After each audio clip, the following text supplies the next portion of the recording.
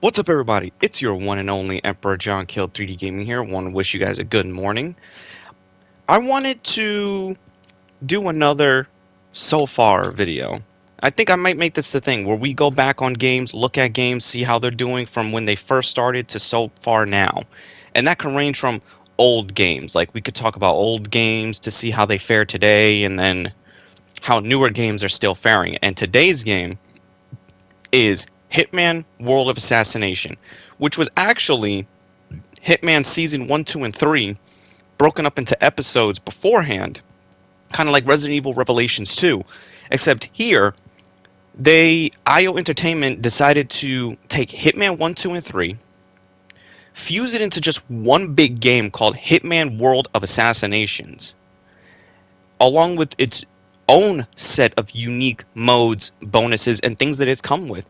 I've played the first two Hitman games, and this is not, I'm not talking about the original Hitman games. I'm talking about the Hitman games that came out both for previous gen and now our current gen, leading up to Hitman 3. I played Hitman 1 and 2.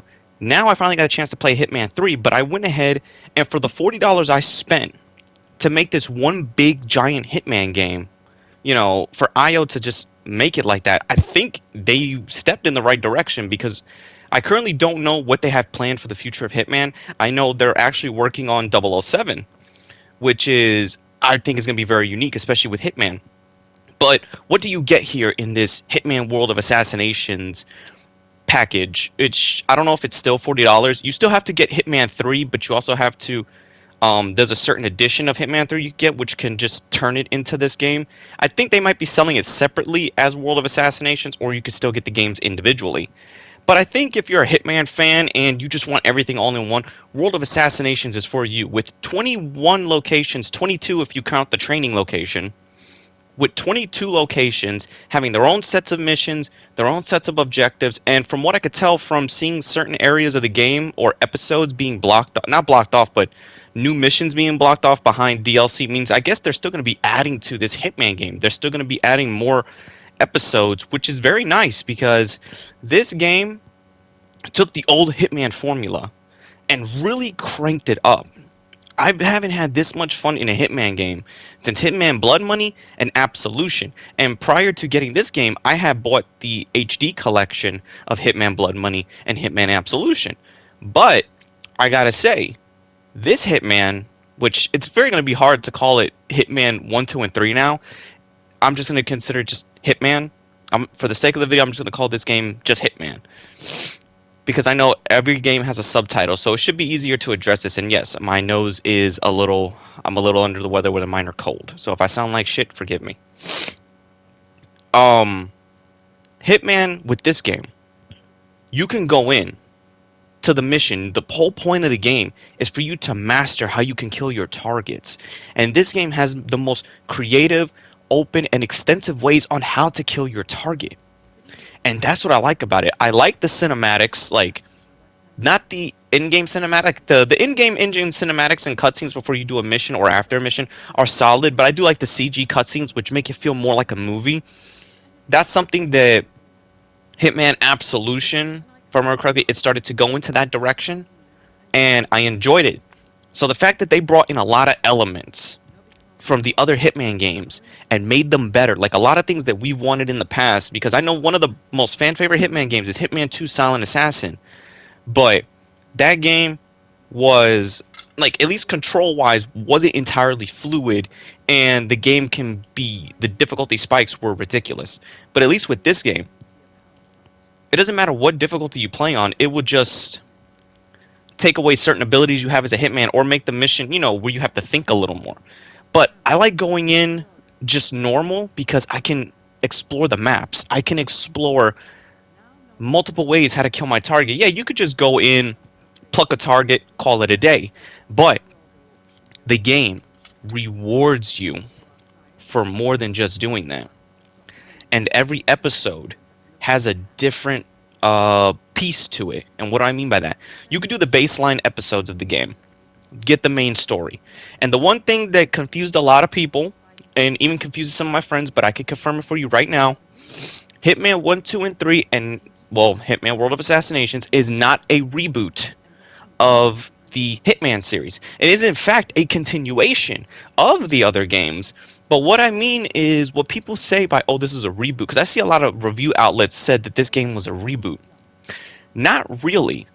It's just a lot of time has passed from Hitman Absolution, which, if we want to go in chronological order of the games, the first one was Hitman 47, Hitman Agent 47, Hitman 2 Silent Assassin, no, Hitman Contracts, Hitman 2 Silent Assassin, Hitman Blood Money, Hitman Absolution.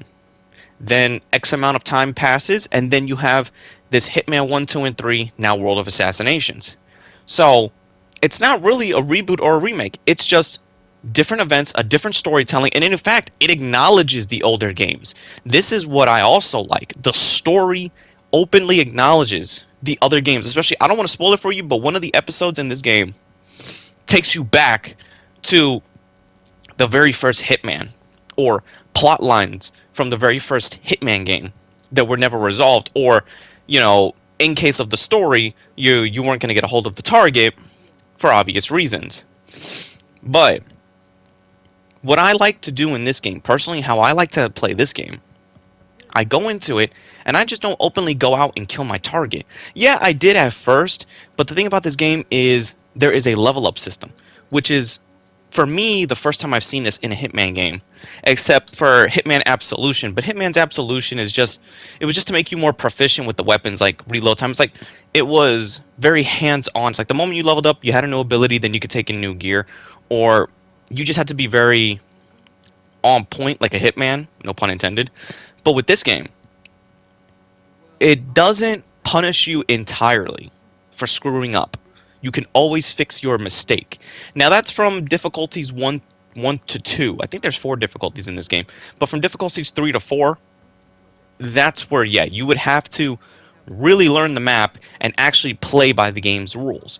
I mean, this game has a little bit of something for each Hitman fan. If you're a casual Hitman fan, if you're somewhere in between that wants the challenge but you want to lay back and just have fun, or you are a hardcore Hitman fan and you want to go in and just do everything. Like, okay, I'm going to go collect the files first. I'm going to get these story bits. I'm going to go everywhere before I assassinate my target. And there is no time limit on how you assassinate your targets, which is a good thing. It removes that tension, because I think I remember in one of the Hitman games, you were timed on how you could kill certain targets before they got away. Here, you are quite literally infiltrating their organizations, or you are infiltrating, let's say, drug operations, world-ending catastrophe type things, rogue militia militaries. You're destroying viruses, and there's gonna be a map in this game for everybody to enjoy. Like, for me, my personal favorites, to be honest, are the Paris map, the Italy map, the Colombia map, and the Hokkaido Japanese map. Why? Those maps I know in and out. All the other maps give me a challenge because of all the stuff that's in between. Because then you have to worry about people. You do get docked for accidentally killing people. You know, you get docked down for doing things that you should not be doing as a hitman. So it almost puts you in this sense of, okay, I can't Leroy Jenkins my way through a situation, but if I use my brain, I can get through it and win the day. Let me give you this for an example. The way the game plays, you're going to be dropped into any level you choose. You could choose to play the story in chronological order, or you can just jump from episode to episode. What it does is, you could play the mainline campaign that does take you through the motions, or you can click on the Destinations tab in the main menu, where then you can just freely go to these levels and handle them how you want to handle them.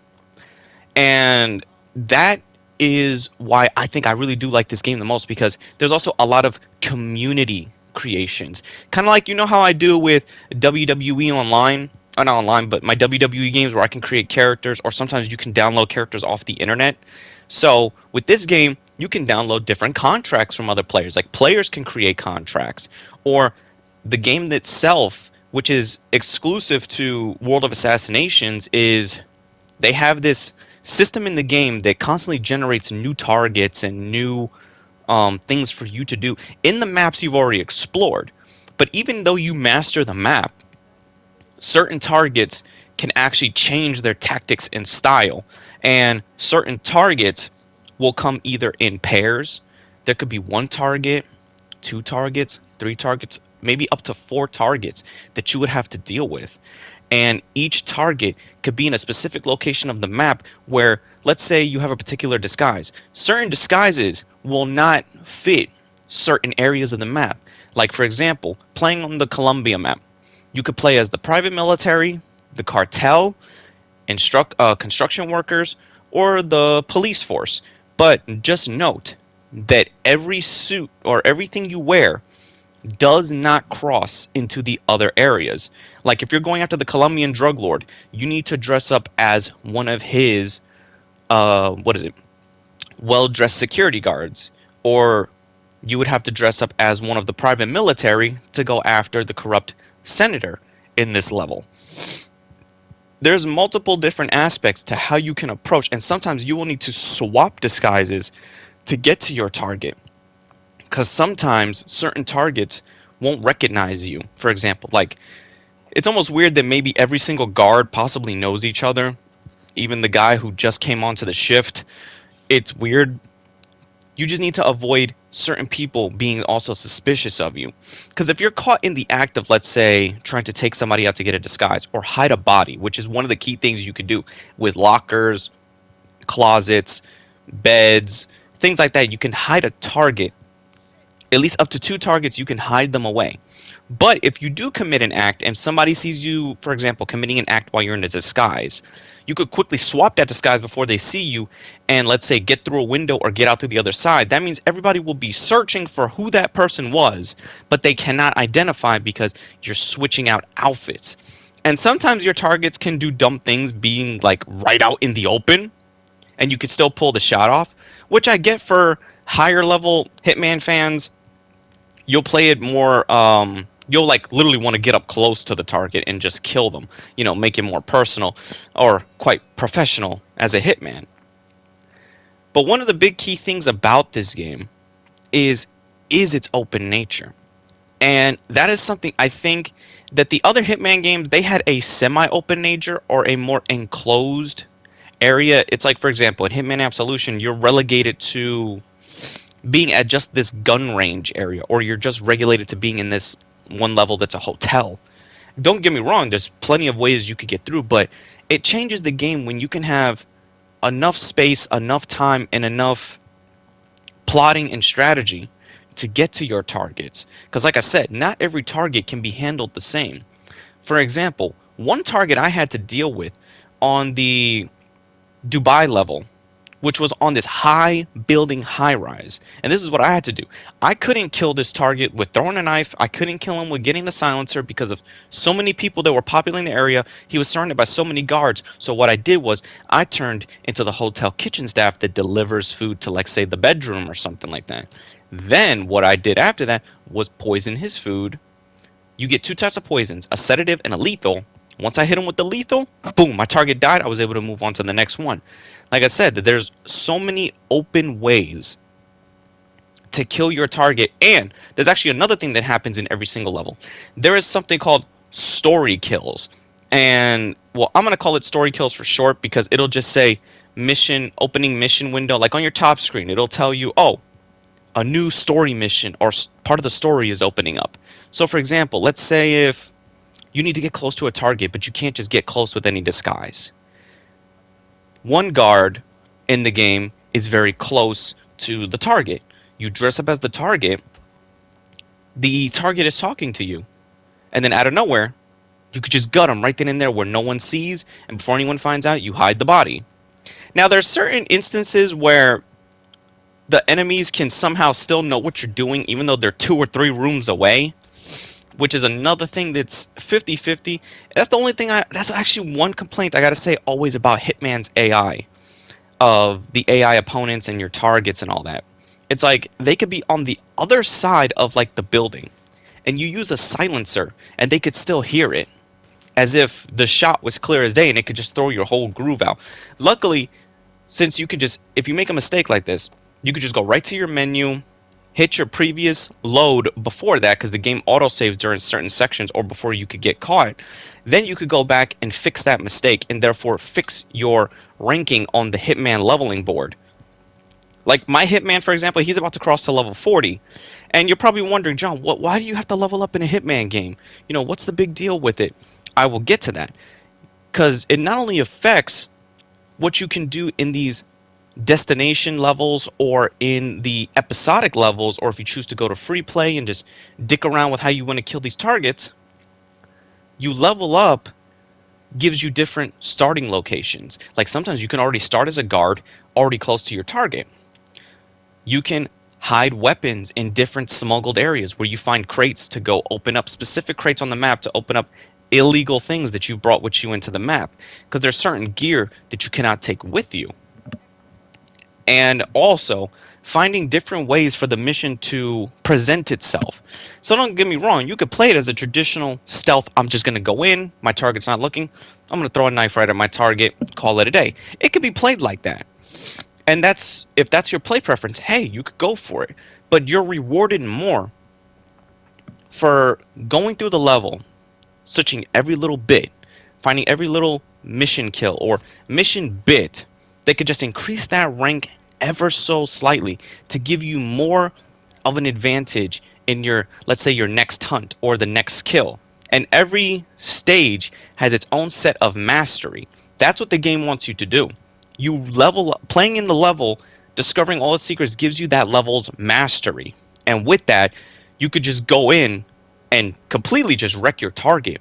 You could end up leveling up so high to where you end up being disguised as a bodyguard already behind the enemy, or you could be the person right next to the device that you need to blow up or delete, and boom, you can just instantly do it like a ghost, get out of there. And the game even ranks you on how you play. Like, I got called the master of strangling people, which made me laugh my ass off. Now, the one key thing I do, and I think any Hitman fan will like about this game, it's called Freelancer Mode, which is not only exclusive to Master of a World of Assassinations, this new thing to Hitman, it's the game mode that I'm spending the most time in. Like, you have to be a Hitman from scratch, and they put you in this little, you know, you have to build from the ground up. And I like that. It's just random generated targets that you take out on this thing called the Syndicate board, and you take out Syndicate members, and you go up this ranking system. And as you level up, you could get more weapons, more gear, and more locations in your home. Yes, there is a house system. In this mode only, the more you level up, you could customize your HQ. And for anybody that likes these little simulators that allows you to build up resources and allow you to build up headquarters by going out doing missions and getting things done, this is the game for people like that. Like my buddy Soma, he's got a backlog, but I know he would love this mode and probably play Hitman just for this mode. And this is the game at its most difficult. Like, this mode is very difficult, but the challenge of completing it is rewarding. It's almost like you're playing Dark Souls Hitman, because anything you do can fail you. You actually rely on unlocking money, which reminds me of Call of Duty Black Ops, where when you would play a match, you would actually get virtual money, like the virtual dollars, and then just buy the gear and equipment. But here, every time you level up, you unlock a different room to not only your safe house below, but to your house on the top. And I haven't seen what the rest of these rooms can do. I know there's a gym, there's a shooting range, there's a lot of stuff also on the top floor, there's bathrooms. You know, as you progress, it expands. Now, I'm wondering what the purpose of these other rooms will serve. I mean, I already know, like, probably the gym to keep your character up in shape and the shooting range for you to practice weapons, but these other rooms I'm very curious about.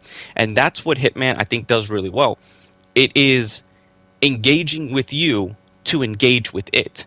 You know, you're going to want to go out and get all these weapons. Like, whatever weapon you take from the field, you can put in this place.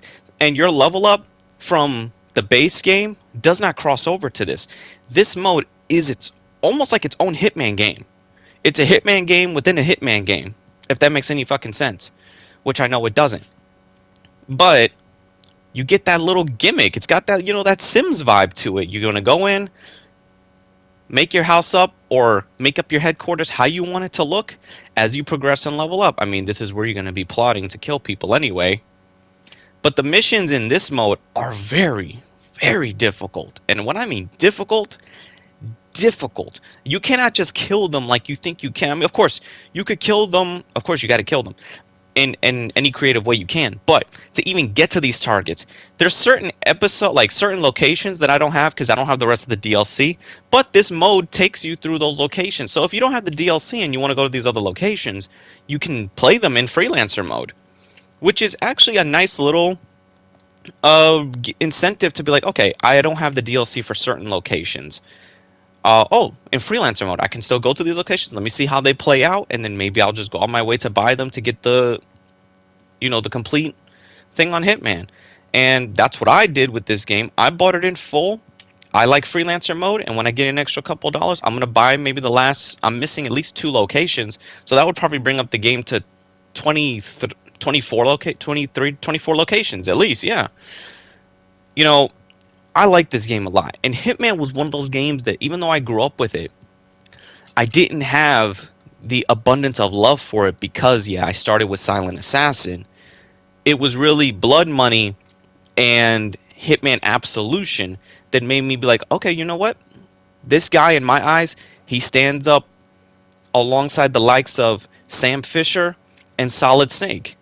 Yeah, I said that about Hitman. Hitman, in my eyes, along with his games, Hitman is just as iconic as Splinter Cell's Sam Fisher and Metal Gear Solid's Solid Snake slash Big Boss. I wonder on God's green earth if I ever got a crossover with that, because I would want to see these 3 get into it. Who's the better killing machine? Who can get things done more effectively? And that's really it. That's all I got to say about Hitman. Hitman World of Assassinations, really, it's not a bad game at all. And if you're a longtime Hitman fan, that hey, this is going to be great for you. If you're a person who's just wanting to get into Hitman, I still say get in and to play this one. You will not be far behind with anybody. If you jump into Hitman World of Assassinations, you will most likely, after the end of it, you will be on par with people who are been professionals with the game. It just depends how much effort you would like to put into it.